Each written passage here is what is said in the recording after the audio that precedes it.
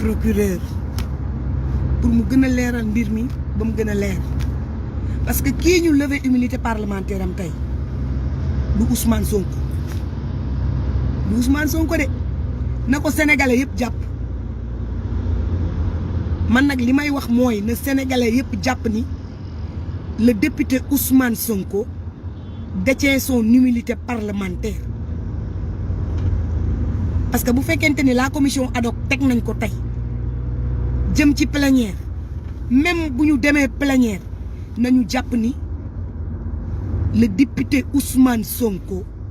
n'est pas visé dans cette affaire yàlla dafa def ni dañu wax ni le député contrôle l'action gouvernementale c'est Béni Oui qui était dans ñi nekkoon ci salle nga xam ne c'est des Béni Oui ñooñu nga xamante ne lu ñu voté rek xalaatu nit nañ ko voté ëllëg koo ci woowoon tey ni ko ndax xam nga lu procès verbal ba wax mu ne la xaw ma ko yàlla dafa def ni xoolal lii yëpp na ngeen ko xool tey presse bu ko am rek wala nga génne ko man Mame Diarra Fam nii maa ko yore woon teg ko sa loxo ndaxte lii contrôler action gouvernementale la tudd man bu procureur waxee wala policier def enquête wala gendarmerie def enquête mais man am naa droit xam lan moo nekk ci enquête bi parce que tout simplement dama def sama liggéey gis nga lii defuma ci benn parparloo je suis tout simplement du côté de la vérité plainte bi visé wul Ousmane Sonko dafa jël li nga xamante ne pour ma wax leen ko li italien yi naan in poche parole ah ma leeral leen ko Ousmane Sonko bi Adji Sarr ñëwee dafa plainte ku ñuy wax Ousmane Sonko loolu moo nekk fii wax ni daf koy sàkku ñu def enquête yi gis ni am na ay zone d'ombre ak ay incohérence ndax lii enquête la du fen enquête procureur dalay gendarmerie dañ lay woo nga defee ni wax nga ba pare waaw kay waa daanu naa ñu woowaat la ñu wax nga wax defe ni wax nga pare ñu woowaat la sur le feu des appels répétés ak seen question yooyu nga xamante ni c'est des questions clés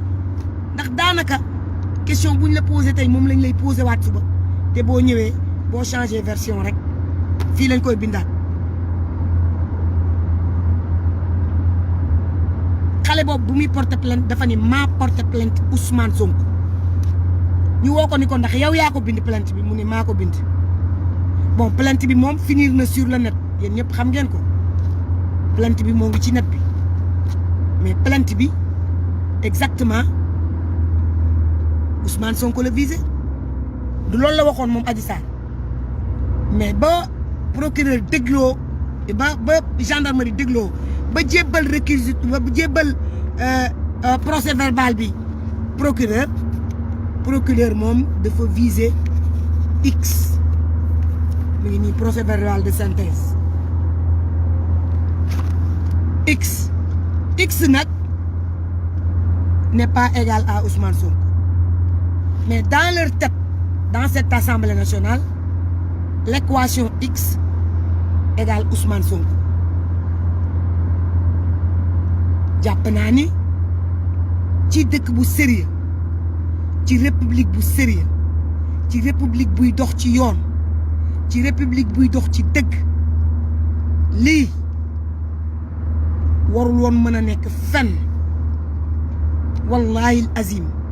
barke Kaaba ga ma raay ñaari yoon billahi lazi la ilaha illa huwa ñi ngi tooñ Ousmane Sonko parce que juge d'instruction 8e cabinet procureur daf ko jox dossier bi te suba nga papaam gaañu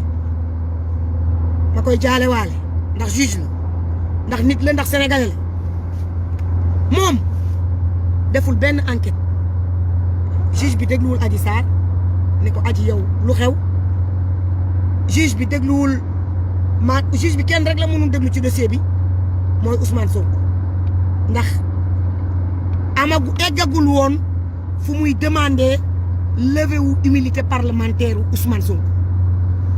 fi ñu toll woon moo doon juge bi dëj bàppam ba pare ñëw jël dossier bi toog ci bureau def ay enquête am woo plaignant bi déglu ko woo les témoins déglu leen daal di nag saisir le ministre de la justice ni ko ah man day soxla woon naa ku ñuy wax Ousmane Sonko ndax vice de forme fa mu commencé mooy ponkol mu toll ni Ousmane Sonko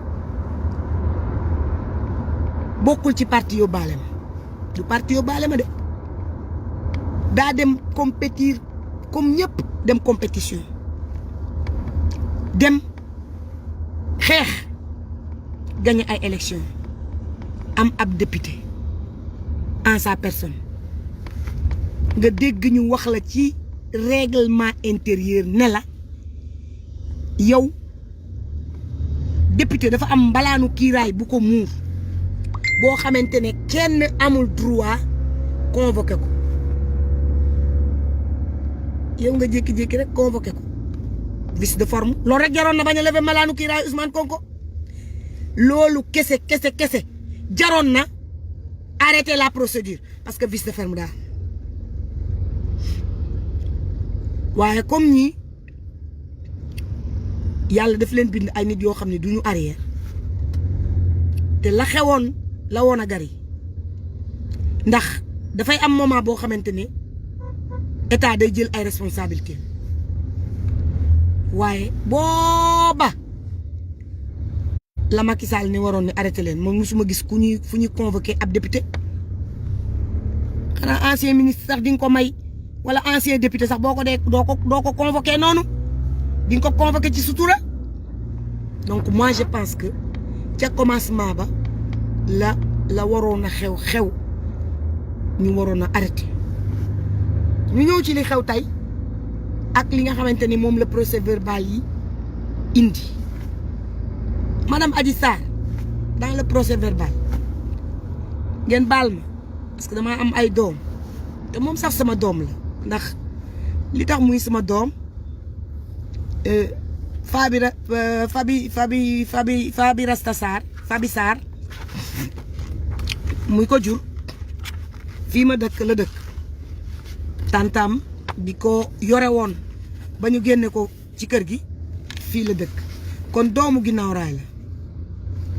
doomu dëkk bi la te man fii laa dëkk donc tey lu mu metti du ma daw ni moom fii la dëkk wax na ci procès verbal bi ni dafa ëmb papaam daf ko génne papaam la veille le surlendemain des faits la Rasta Sarr ñibbisi ginnaaw raay gii fii may romb nii fii la Rasta Sarr ñibbisi fii jóge Gàmbi waaw te moom dafa ne ah ki nga xamante ne mooy papaam daf ko génne kooku xamul sax kañ la gëj gis papaam xam nga nit tamit da ngay waxal rek te yàlla tax affaire bi du Adji Sarr ndax dama bëgg a xam kan mooy Adji Sarr la personne de Adji Sarr ba tax li yëpp am man mii mun naa leen wax benn affaire viol yàgg naa am viol ak a yàgg am du lu bees de du lu bees est-ce que viol mës naa am bu amee ampleur nii bu rëyee nii bu magee nii yow benn nit rek ñu jiiñ ko dara infiro rek nga ni bërët ne duma dem Oumy Diop yaa ngi may xool nii laa la defal waaw sama doom yi xam nga sama yére yëpp may sol sama doom yi ñoo ma koy jox kii mag yaayam ñoo bokk ndey ak baay mbubu bi ma sol tey woon Macky Sall comme nee na bëggul ku sol lu xonq ma sol lu xonq ba mu neex jël bandoom bii nga xamante ni léegi daf koo def chiffon teg ko ci kaw donc kooku mi ngi doog a ñibbisi nga ñëw ni Ndeye Khady Ndiaye man sama papa damaa ëmb sama papa génne ma ban papaam xanaa ñetti papa wala ñeent dafa am ci àdduna gis nga procès verbal bi bis bu ko nit ñi liiree ba mu tas non ñëpp loxo yëpp ay dem ci gémmiñ loxo yëppay dem ci gémmiñ parce que dañuy xam ni c'est fomenté cocoté de toutes pièces complot la du complot sax scénario la boo xamante ne scénariste bi demul jaarul daaray Kocc xam nga nit moom wala nga sew am xel wala lu mais boo xasee ba pata pouf en général doo am xel ce bidon là nu mu defar xam na ni moom mu ko defar wala ñi ko jàppale ba mu defar ko sax xamuñu dara moom naka la mën a bugg a jëlee nit di fexe nit di ko jaay di ko jiiñ pour ñu jiiñ ko viol nga coppati ko foofu dem ne yow yaay jël nag sa 4x4 bu noir dem jëli nit ki ca fañ ko violé le procès verbal parle ngeen baal ma parce que sànq bëggoon naa ko wax d'une première pénétration xam nga lan mooy première pénétration première pénétration mooy maanaam jigéen bu musul sëy ba ñu njëkku ko sëy xale yi jamono ji di xaar war koo tuddee loolu ñuy wax ñi naan nuit de noces ñi naan lune de miel ñi naan jébbale ñi naan nangam tout un chacun a son appellation à faire là-dessus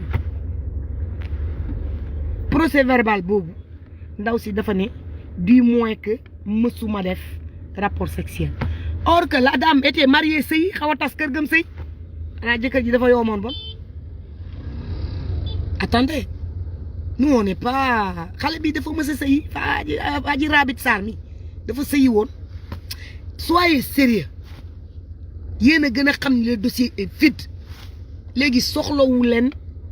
lii bi Ousmane Sonko ngeen bëgg a omelette noonu rek parce que daf leen di déranger nu leen Karim di fattee noonu la leen Ousmane Sonko di déranger di leen wàcculoo c'est que nanga honorable maa ngi lay ziar tu as été très bien représenté dama lay wax dëgg ay wax ponkol mu toll ni ñun màgg ba fu yàlla neex mu ne yàlla fii doy na nga naan ñu première pénétration ñun ñu dëkk fii ci gëble gi xam li xew nag saa yi nu xëyee yëf yi raam jëm ci ñun léegi kay nit boo xamante ne yow dangaa jàpp ni Ousmane Sonko daf la doon violé mais yow léegi yow yaay laaj Ousmane Sonko kañ la ñëw parce que confrontation Ndeye Khady Ndiaye ak xale bi nee nañ ko est-ce que yow yaa doon laaj Ousmane Sonko kañ la ñëw paa bi mu ni waaw maa ko laaj ponkal mu tol ni aji Rabbit Sarr màgg ba doon yàlla fii doy na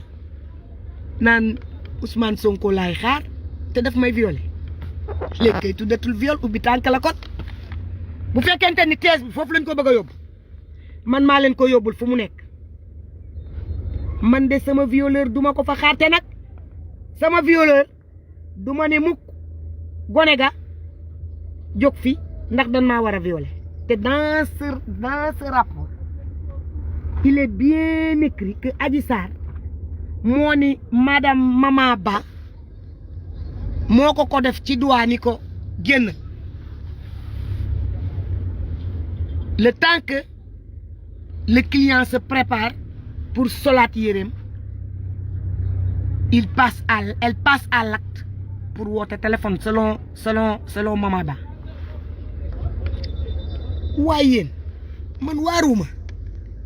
yow ki lay violé nga xam ni bu mama yow am nga sécurité déjà di ndax dañ la ne ñaari nit a ngi nii nañ la àndandoo maase diw ak diw yow bañ la ne nañ leen àndandoo leen ñu maase leen yow nga piis ki ci des ni ko booy génnal waay waaye yéen du ma leen laaj ndax lii viol la bu dee viol am na ndax viol la wala ubbi tànk la ñii ñoo yab nit ñi dëgg-dëgg ñii dañoo yaakaar ni ñun ay imbécile de jëlañ yu ñu wàcce sur terre ni ñu foutez-nous le camp vous êtes des cerveaux vides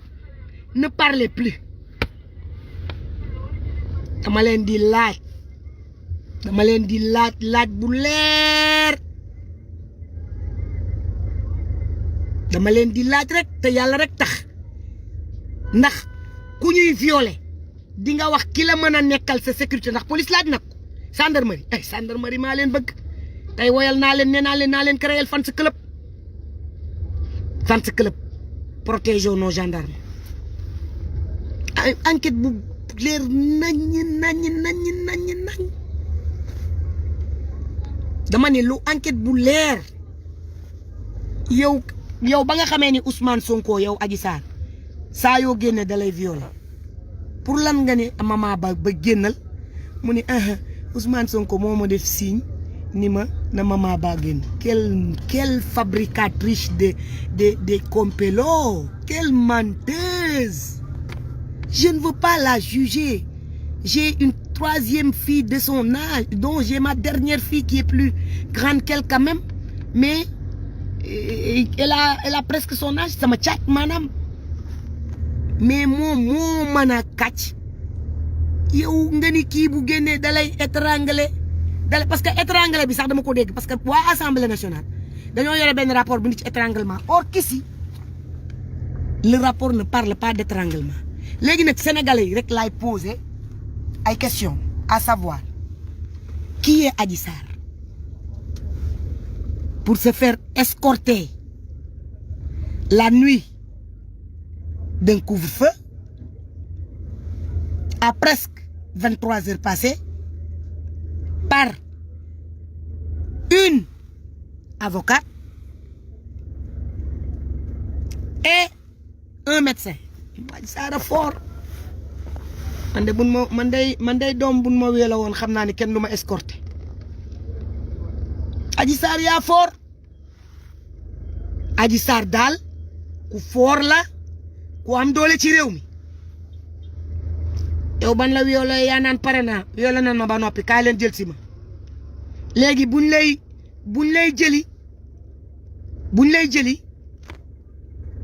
lay jëli laa la wax yow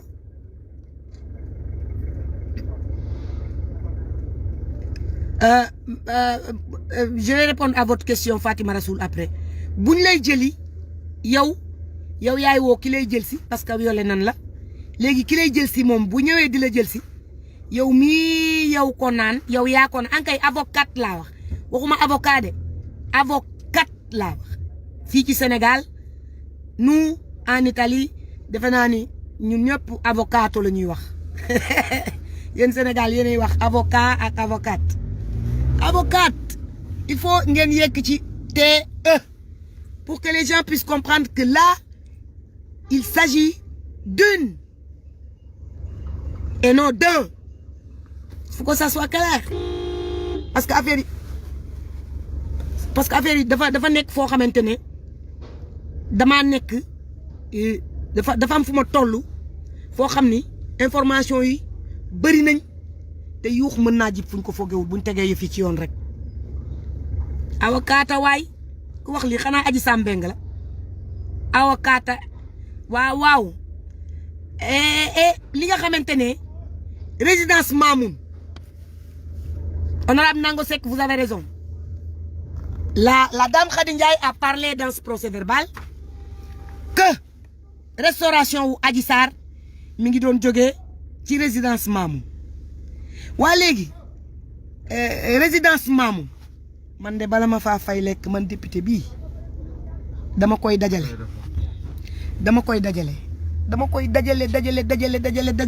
ba mën faa nekk yow sa lekk ak sa naan fa la lay jóge kon la question l'interrogation où est Adji Sarr kan mooy Adji Sarr pourquoi une telle escorte au milieu de la nuit que faisait le sieur Mbaye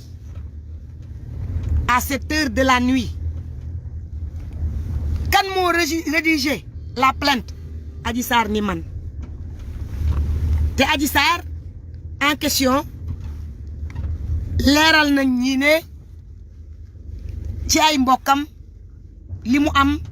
ci njàng soriwul donc cette plainte ne peut pas être rédigée par Adji Sarr incohérence totale même si c'est permis parce que quand booy rédiger plainte su la neexee tu peux te faire assister par ton avocat kenn du ko dindi mun nga ko dara du ko dindi su la neexee tu peux te faire assister par la police amul problème mais nee na moom moo bind plainte bi ak rëy fit donc jàpp naa ni yooyu incohérence Ousmane Sonko woo na ma daf maa yónnee message par le biais d'une sœur ñu ne la ana message bi nga ne message bi effacé naa ko una mafia si nango una mafia plainte affaire bi effacé naa ko Sénégal laay wax de parce que man comme yéen da ngeen may déglu te yàlla rek tax ma buggu leeral leen te yàlla rek tax ba kenn ku nekk jël say responsabilité ku ne yaay jël say responsabilité man awma ci benn problème man moom xam nga man fa laa toogoon nañ ma jàpp nango xam nga ma man waaw parce que lii dafa ñaaw mais quand même dama bëgg rek mu leer ñu xam ne ñun duñu ay naakal duñu ay dof bu ñu république bi nax parce que ñun ñoo ko dul sax nangul kenn nag lii amul base amul fond amul dara lu ci nekk lii amul lu ci nekk loo xamante ne nit ñi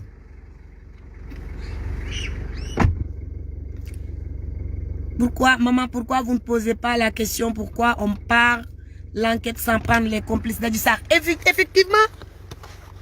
on a dit que le juge d'instruction dégluwul la plaignante ma yow xanaa da ngay doog a dabe yow damaa defen da ngay dabe waa dabel boo paree nga seetaanaat live parce que fu ma toll dafa am solo ki nga xamante ni mooy Sidi Ahmed Mbaye je le cite nommément lan moo tax moom ci boppam waxul avocat bi nga xamante ne moom moo bind lettre bi xanaa mu ni avocat te nag dama ko wax sànq ci benn presse li tax ma tagg sama bopp di ngeen ko seetaan du dara danoo yore dereti dammel